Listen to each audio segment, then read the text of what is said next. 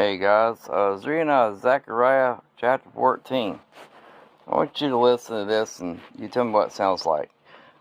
The Lord will send a plague on all nations that fought against Jerusalem. Their people will become like walking corpses, their flesh rotting away, their eyes will rot in their sockets, and their tongues will rot in their mouths. On that day they will be terrified, stricken by the Lord with a great panic.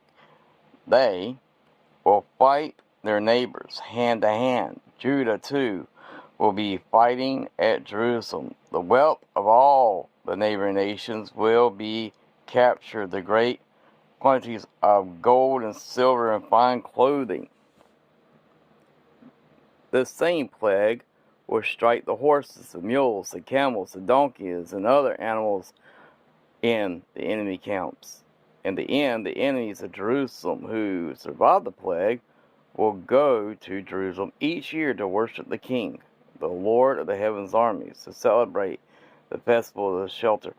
Any nation in the world that refuses to come to Jerusalem to worship the King, the Lord of the heaven's armies, will have no rain.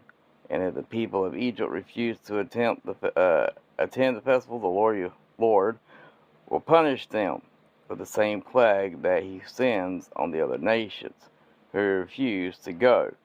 Egypt and the other nations will be punished, and if they do not go to celebrate the festival of shelters on the day, even the harness bells of the horses will be inscribed with those words, "Holy to the Lord."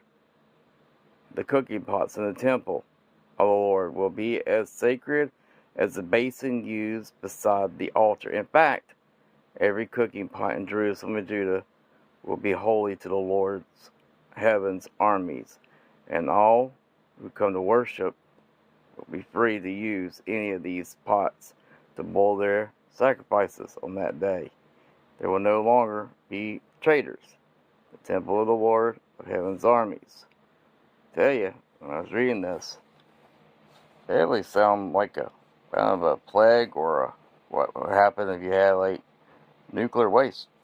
Just food for thought. But yeah, very interesting. And this comes out of Zechariah. Leave me in the comments down below what you think it means and what it means for us. Have a good one. God bless.